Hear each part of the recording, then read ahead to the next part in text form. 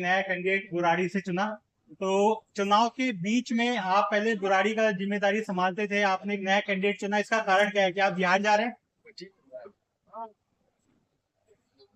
Actually नया candidate नहीं, नया वीर योद्धा चुने हैं, क्योंकि आने वाले 2 वर्षों में पुनः एक बार राजनीतिक लड़ाई वार्ड का चुनाव होना बाकी है।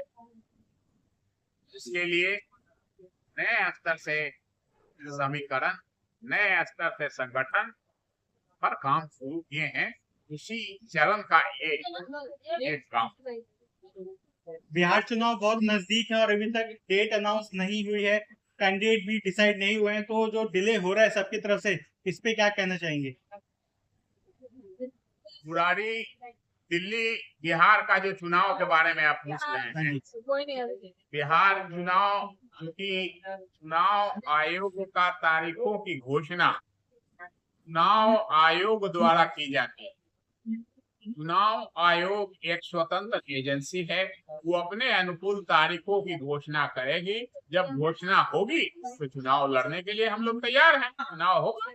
सीटों का बंटवारा अभी तक कुछ सामने नहीं आया कि क्या आप लोग संगठन एनडीए में हैं, भाजपा भी वहां पे मजबूत स्थिति में दिख रही है, तो सीटों का बंटवारे के लिए क्या स्थिति रहने वाली है, कुछ बताएंगे दर्शकों को?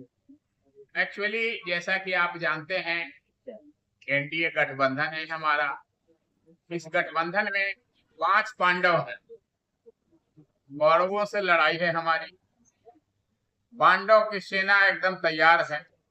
अब रही बात कि सैनिक कौन होंगे और ये कौन होंगे, ये निर्णय जल्द ही हो जाएगा कि कप्तान कौन होंगे, सैनिक कौन होंगे, कौन हमारे योद्धा होंगे।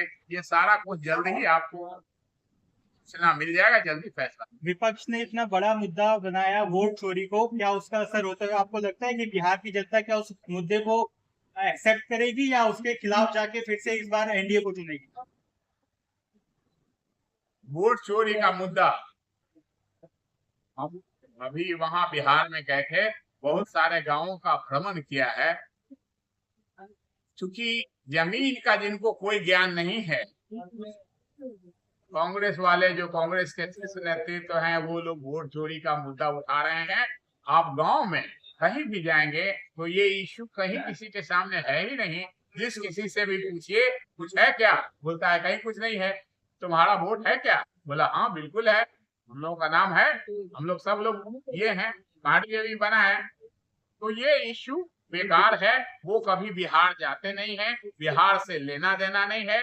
चुनाव आया है तो अब थोड़ा गांव में भ्रमण कर रहे हैं, पिकनिक मना रहे हैं, लाइन होटलों पर जाके ऐश कर रहे हैं, डांस कर रहे हैं, गाना गा रहे हैं। कुछ न कुछ तो मुद्दा चाहिए ना।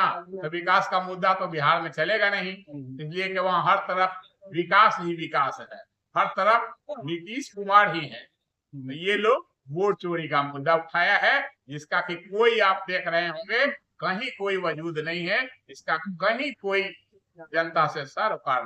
आपने अभी आरजेडी में परिवारवाद का एक आरोप लगाया और हम देख रहे हैं पिछले कुछ महीने से जिस तरह से उस परिवार से पहले तेज प्रताप जी अलग हो गए और अब रोहिणी आचार्य के भी बगावती सुर नजर आ रहे हैं, तो क्या आप सोच रहे हैं कि वो एनडीए का पार्ट बनेंगे या इसमें भाजपा का कुछ फायदा है या नुकसान है, और आप एनडीए का जो है उसमें फायदा या नुकसान?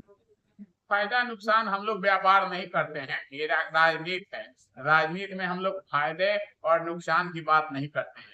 इतना जरूर है कि रोहिणी हमारी बेटी है, हमारे प्रदेश की बेटी है। और जैसा कि आप सभी लोग जानते हैं कि हाल ही में अपने पिता के जीवन के लिए, लालू यादव के जीवन के लिए, उसने किडनी दान किया है। और उसको जिस तरह से सोशल मीडिया पे अपमानित किया जाता है, जिस तरह से भद्दी भद्दी बातों से लोग अलंकृत कर रहे थे अपनी बहन को, बेटी को, ये एक अच्छी बात नहीं है। राजनीति अपने जगह है और मान सम्मान स्वाभिमान अपने जगह। अभी वापस आ जाते हैं दिल्ली में, तो जिस तरह से आपने बताया कि वार्ड के चुनाव होने वाले हैं, तो उसके लिए क्या रणनीति रहेगी? आप एनडीए के साथ लड़ेंगे या इस बार आप खुद से लड़ने जाएंगे, किस तरह से रहेगा उस बारे में बताइए कुछ। सबसे पहले तो हम लोगों का बिहार, चूंकि आप जानते हैं कि लंबे अरसे से, लंबे काल से बिहार में हम सत्ता में काबिज हैं। 2005 के बाद लगातार सत्ता में है। अभी महीने 2 महीने में आपने ही पूछा अनाउंस हो जाएगा, तो हम लोग बिहार के चुनाव मजबूती के साथ लड़ेंगे और फिर एक बार वहां से एनडीए की सरकार बनाएंगे। अब उसके बाद पुनः यहाँ वार्ड का चुनाव है, इसके लिए मजबूती से तैयारी करेंगे। यहाँ तक सवाल है अलायंस का, अलायंस केंद्र में भी है, राज्य में भी है, और मैं भी दिल्ली में अलायंस में चुनाव लड़ा हूँ, वार्ड में भी अलायंस।